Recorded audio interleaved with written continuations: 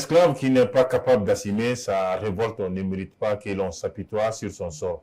C'est sur cette note que nous allons vous livrer cette émission d'aujourd'hui, une émission consacrée sur l'avenir de nos partenaires, de nos amis du Burkina Faso pour la validation des bureaux automatiquement appelés ou encore directement appelés bureau liaison pays. Ce bureau est mis en place dans le cadre du comité international du mémorial Thomas Sankara. Donc, sans plus tarder, nous avons ici dans le studio, avec la délégation venue du Burkina Faso, nous allons dans un premier temps vous présenter M. Samba et Ouedraogo. Samba, bonjour et bienvenue sur le plateau de Tam Tam TV.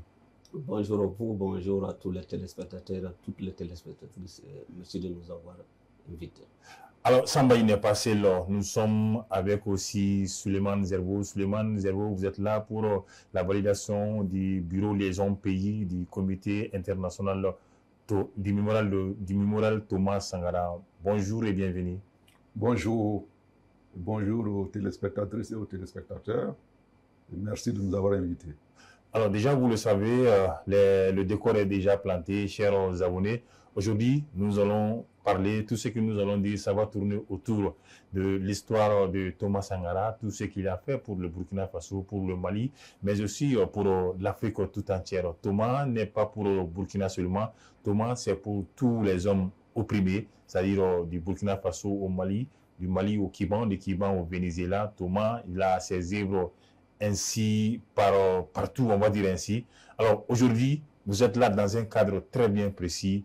Comment est venue, dans un premier temps, l'idée du comité international du mémorial Thomas Sankara Ouedraogo? Ok, merci pour l'honneur que vous nous accordez. Alors, l'idée du comité mémorial Thomas Sankara est née de la volonté de tous les héritiers et héritières de la révolution prônée par le président Thomas Sankara de 1983 à 1987. Une révolution qui a permis à l'Afrique de se débarrasser du joug du colonialisme et du néocolonialisme et qui a replacé au cœur des préoccupations la souveraineté totale et l'intégrité de nos peuples. La révolution a été brutalement arrêtée par une traîtrise ourdie, par un complot interne et externe. Et cet arrêt brutal a été comme un malheur qui a frappé toute l'Afrique et le monde. Alors, ces traîtres qui ont assassiné la révolution ont voulu en même temps aussi assassiner tout ce qui avait trait à la révolution.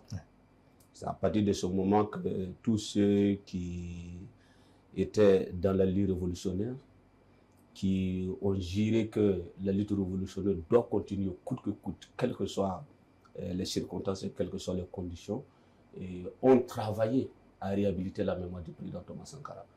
Comprenez que ça a été une période assez très difficile parce que celui qui a assassiné Thomas Sankara était aux affaires. Il a même fait 27 ans.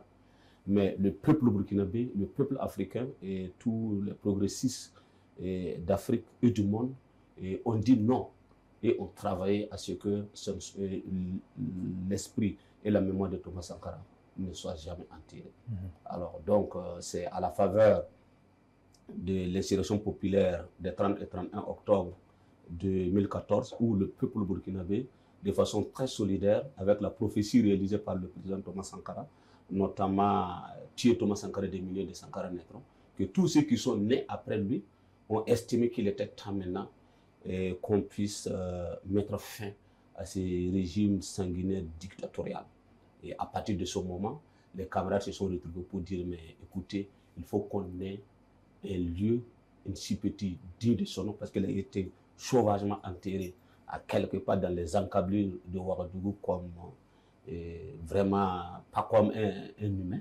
Donc il fallait maintenant se battre pour lui trouver en tout cas un espace dédié et c'est là. Voilà comment est née l'idée du comité mémorial Thomas Sankara avec l'ensemble des douaniers, des camarades, des anciens compagnons, des partis politiques, des organisations de la société civile, des personnes leaders aussi bien du Burkina que d'ailleurs, parce que comme on le dit, Sankara échappe maintenant, en tout cas au Burkina Faso, il est international. Alors, camarade Suleiman, pensez-vous que voilà, cette transition au Burkina Faso, ou encore le président et le capitaine Ibrahim Traoré a ressuscité voilà, la prophétie de camarade Thomas Sankara? Alors il faut rendre à César ce qui est à César. Hein. Il faut reconnaître que le camarade président Ibrahim Traoré a ressuscité les activités du CIMTS. Hein, le CIMTS est né bien avant, mais ses activités ont connu des hauts et des bas. Et avec le président Damiba, ça est en train de s'enterrer. Heureusement que le camarade Ibrahim Traoré est arrivé et a donné un coup de pouce au projet du mémorial Thomas Sankara. C'est pour cette raison qu'aujourd'hui, nous sommes là pour chercher à promouvoir les idéaux de Sankara à travers les pays de l'AES, à travers toute l'Afrique et le monde. Donc il faut reconnaître que le camarade président Ibrahim Traoré a sauvé ce projet. Et donc il a fait que l'État s'est investi par la mise en place du PECIM, qui est le projet pour la construction des infrastructures du mémorial Thomas Sankara, pour lequel nous sommes venus ici pour me placer en première vue le bureau de liaison pays que nous avons installé ce matin. Alors, pensez-vous, certes, le comité a vraiment ses objectifs. Vous pensez au-delà des idéaux maintenant de Thomas Sankara, quels sont en réalité les principaux objectifs voilà, du CIMTS?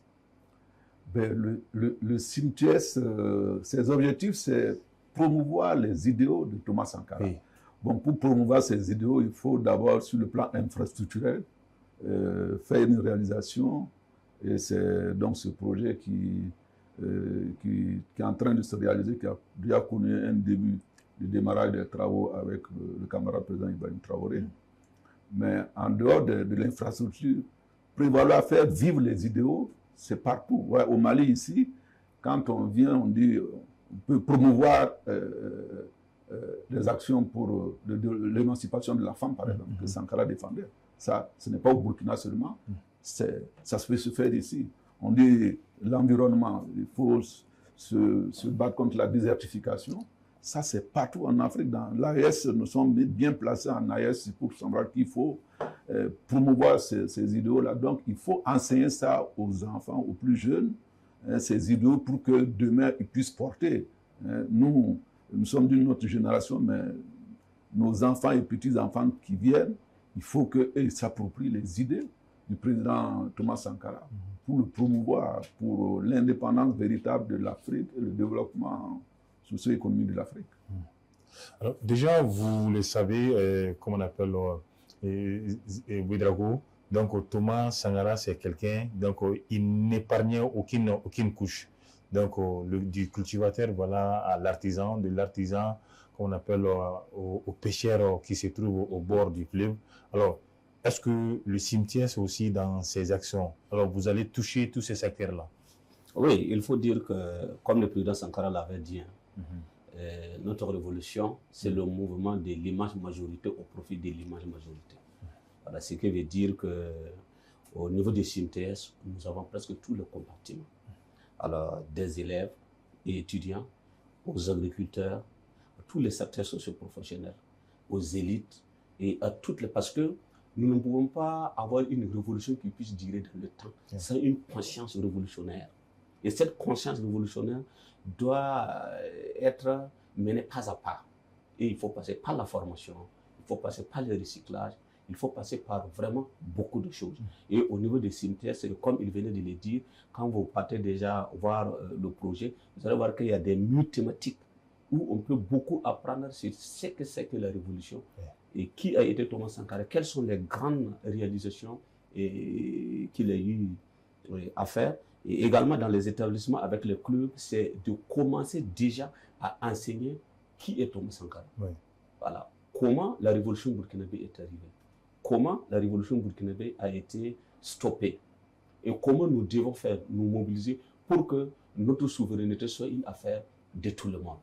Alors donc, nous n'épargnons personne et nous comptons effectivement à travers les points focaux que nous mettons à travers les pays, voilà, que nous puissions ensemble dans cette solidarité-là et créer vraiment une conscience révolutionnaire mondiale. Ça a été aussi le combat de nos héritiers. Quand vous prenez les Che Guevara, il est argentin de naissance, il est venu combattre pour le Cuba, il a même fait une petite descente en RDC avant d'aller mourir en Bolivie. Alors, parce que le combat que nous menons aujourd'hui, si c'est gagné par un seul pays ou par 10 pays, nous ne pouvons pas résister. Donc, il faut internationaliser maintenant le combat. Et c'est pour cela que nous sommes en train de voir comment nous allons, avec l'ensemble de tous les canaux, nous mobiliser, nous structurer pour que nous puissions faire une révolution qui va, en tout cas, changer fondamentalement le monde. Quand vous regardez le monde aujourd'hui, vous voyez comment l'impérialisme agit. Vous voyez les solidarités mécaniques, stratégiques et systémiques que l'impérialisme, nous, et avec ses collabos. Donc, il nous faut également aussi tendre vers cela. Alors donc, notre combat, au-delà des masses laborieuses et des masses populaires, c'est de faire en sorte pour que tous les peuples du monde soient sur la même voie. Vous savez, c'est un combat très noble, mais aussi c'est un combat très faramineux. Donc, quels sont les moyens que vous allez peut-être mobiliser? Quand je parle de moyens, c'est-à-dire je parle de moyens techniques, moyens économiques et moyens financiers, même il y a le moyen humain, si je le permets. Quels sont les moyens de façon générale que vous allez mobiliser, déployer, alors pour que vous arriviez voilà, à faire maintenant de cette action? Déjà, il y a une dimension internationale. Oui, il faut dire que d'abord, quand on parle de révolution, on parle d'organisation. Il faut d'abord s'organiser. Oui. Qui parle d'organisation, ce n'est pas forcément, comme vous le dites parfois, ce n'est pas simplement les moyens financiers. Les moyens financiers peuvent toujours accompagner. Mais d'abord, il faut l'organisation humaine, il faut l'organisation matérielle. Et l'organisation financière, maintenant, peut être vraiment un accompagnement. Alors, comment cela pourrait se faire? Il faut dire que de la manière dont l'organisation est en train de se faire, c'est-à-dire que ça va de l'échelon supérieur à l'échelon inférieur. Et chacun, à quelque niveau que ce soit, c'est une connexion entre l'échelon inférieur et l'échelon supérieur. Vous verrez qu'il y a ce que celui-là peut faire. Lui, il peut donner par exemple 10 000, lui, il peut donner par exemple 100 000. Lui, il peut régulièrement participer à toutes les réunions. Lui, c'est un intellectuel, il peut concevoir, il peut former, il peut accompagner, il peut se déplacer. Donc, c'est l'ensemble de toutes les compétences-là qu'on met ensemble pour essayer maintenant d'évoluer. Sans oublier aussi qu'on a quand même parfois aussi certaines organisations à l'échelle mondiale aussi qui essayent d'accompagner les structures de gauche pour qu'ils puissent aussi s'organiser et parler de la même voie. Donc, les questions de moyens sont des questions essentielles où il faut avoir le courage de les poser, mais nous estimons que tout part d'abord de l'organisation, tout part d'abord de la confiance que les camarades ont envers les uns et les autres. Et je pense qu'à partir de ce moment, les moyens pourront maintenant être vraiment un élément secondaire. Justement, c'est seulement le cas du Mali, c'est un exemple parfait donc, de l'organisation maintenant du comité. Alors aujourd'hui, vous êtes venu pour la validation du bureau et liaison pays au Mali. Alors, qu'attendez-vous réellement de ces bureaux? Merci. Ben, ce bureau liaison pays que nous avons mis en place, que le président Bekele Goïta dirige avec une équipe forte autour, a pour mission, comme on dit, comme au Burkina, comme au Niger, comme partout ailleurs en Afrique et dans le monde, pour ces structures qui vont voir le jour, a pour mobiliser par la sensibilisation, par la formation des gens pour la réalisation d'avoir des infrastructures du mémorial à travers ma brique pour Sankara. Donc ça, c'est un appel à la mobilisation populaire, bien sûr, et puis à former les gens. Parce que comme j'ai dit, au Mali, ici, les jeunes ont besoin d'être formés, d'être sensibilisés sur tout ce qui est bien. Les femmes ont besoin d'être formées, d'être sensibilisées pour tout ce qui est pour leur autonomie. Tout ça, ce sont des idéaux que Sankara défendait. Donc le bureau liaison pays est appelé à mettre cette sensibilisation dans les universités, dans les lycées, dans les régions, pour la sensibilisation des femmes et des hommes pour l'atteinte de l'idéal Sankara. Donc vous voyez que Donc il y a plusieurs objectifs, c'est-à-dire le fait déjà de réfléchir pour savoir où est-ce qu'on a la force pour agir. Même chose, un bureau de liaison de pays peut décider. Nous avons des compétences pour former les jeunes à développer l'artisanat, à développer le tourisme. Au Mali, on sait qu'il y a quand même plein de zones. Donc, ils peuvent mettre l'accent sur ça. Comme ils peuvent dire, nous allons développer des activités qui vont émanciper la femme, qui vont rendre la femme autonome, parce que Sankara a défendu ça. Donc, voilà plein d'activités que le bureau de liaison de pays est appelé à mettre en place pour donc promouvoir les idéaux du président Thomas Sankara. Maintenant, le choix du Mali, est-ce que le choix du Mali est gratuit? Pourquoi vous avez commencé, voilà, c'est-à-dire le Mali a été choisi comme le premier pays point focal alors du CIMTS? Est-ce que c'est un choix gratuit? Ben, ce choix vient à point nommé. Vous savez, ce matin, nous avons installé le bureau avec des doyens, des amis de Sankara, ceux qui ont connu Sankara depuis sa jeunesse à Madagascar. Je prends le professeur Lassina Sidibé. Oui. Donc, c'était bien nommé que des gens qui peuvent témoigner de la vie de Sankara puissent être les premiers à apporter un témoignage. Donc, c'est pour multiples raisons que nous sommes venus. Et Sankara, je crois que si on devait donner une deuxième nationalité à Sankara, il dirait, je prendrais la nationalité malienne. Donc, vous voyez que c'est tout à fait normal que, avec la disponibilité des camarades ici, nous avons donc choisi de mettre ce bureau de liaison en place, et puis c'est l'AES. C'est-à-dire qu'on quittera ici, c'est pour qu'une autre mission aille au Niger, avec nos camarades frères du Niger, pour finir dans l'AES avant d'aller ailleurs. Ça aussi, c'est des choix stratégiques pour promouvoir le développement et l'autonomie des pays de l'AES. Donc, ça que partout chacun doit défendre. Et donc, tout cela fait partie des raisons pour lesquelles nous sommes venus commencer au Mali ici. Alors, après le cas du Mali, déjà, il faut structurer le projet, c'est-à-dire dans l'espace AES. Est-ce que déjà, Thomas Sankara a été quelqu'un, donc non seulement il ne s'est pas seulement limité à l'Afrique, il a, comme on appelle, engagé des luttes pour toutes d'autres raisons, d'autres régions, pardon, je voudrais dire opprimées, comme les pays de l'Amérique latine. Pensez-vous, aujourd'hui, avec ce combat que le CIMTS mène, est-ce qu'il y aura une possibilité, de coordonner le mouvement avec ces pays-là? Oui, comme le nom même du mouvement, Comité international mémorial Thomas Sankara, l'indique, c'est-à-dire que nous n'écartons aucun pays. Okay. Vous savez, la lutte révolutionnaire est une lutte sans frontières. C'est une lutte transnationale qui va au-delà des frontières du pays. Parce que ça parle de l'homme, ça parle de conditions de vie de l'homme, ça parle de la libération de l'homme, sans tenir compte de la race.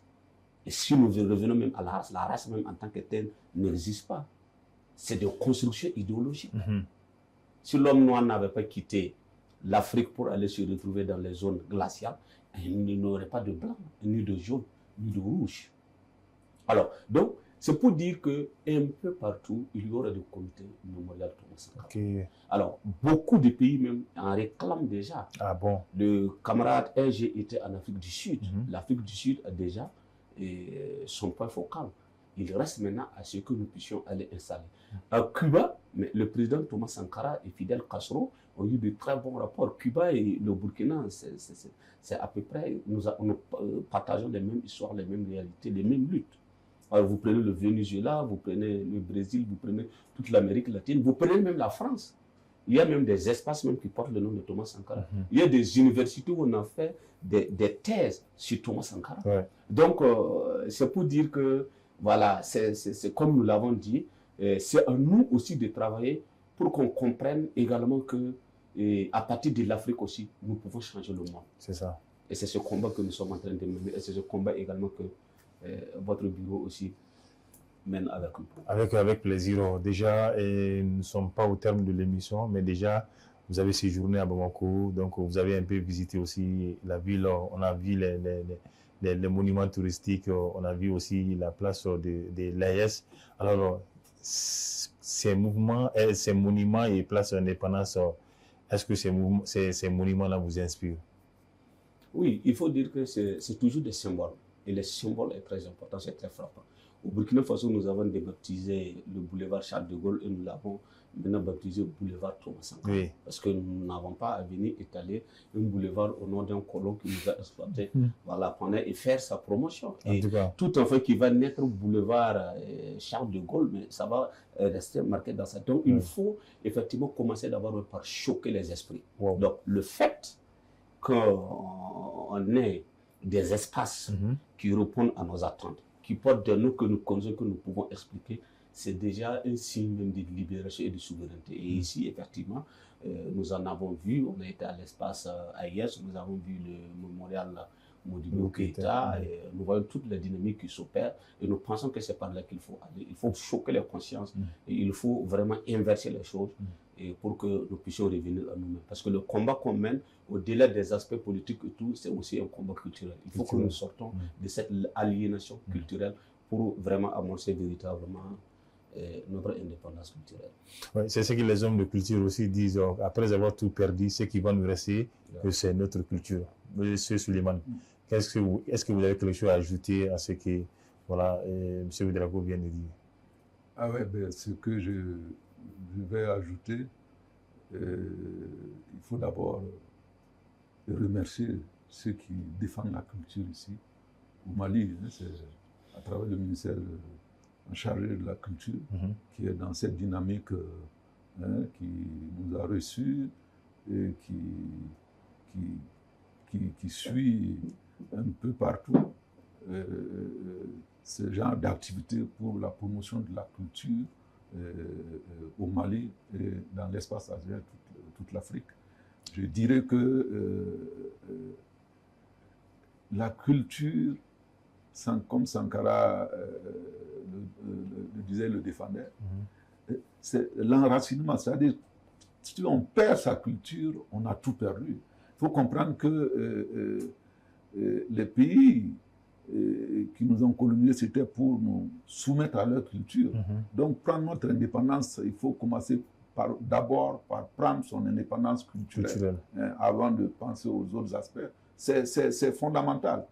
Avant la colonisation, quand on parle de l'Empire mandin, quand on parle du royaume aussi, c'est clair, c'est des cultures ancrées que la colonisation est venue perturber. Il faut qu'aujourd'hui, nous restituions tout cela aux pays africains pour promouvoir, donc, en tout cas, les actions de développement. Donc, il faut, comme je l'ai dit, il faut d'abord commencer par se laisser tomber, revenir sur nos cultures ancestrales pour la maîtriser avant de regarder dehors. Donc vraiment, je pense que ça, c'est un aspect important sur lequel, ici au Mali, on a constaté que ça, beaucoup d'actions sont menées, et puis donc il faut, comme je dis, lever le chapeau aux autorités qui s'occupent de ce domaine-là ici au Mali. Donc déjà, au-delà maintenant de l'action sécuritaire, au-delà des conflits voilà, qui sévissent dans les pays de l'AES, donc les autorités de ces pays-là se battent nuit et jour alors, pour comment on appelle, assurer voilà, la sécurité, donc on a des populations aussi assurées.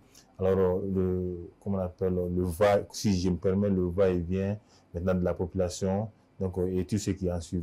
Maintenant, si vous avez en face de vous les peuples de l'AES, quel est le mot de résilience que vous allez adresser à ce peuple-là? Mais moi, je dirais, battez-vous toujours pour votre indépendance véritable. Boutez hors de nos frontières ces gens sans foi ni loi qui prennent des armes montées par des gens de l'extérieur pour défendre des idéologies qu'on ne peut pas accepter ici.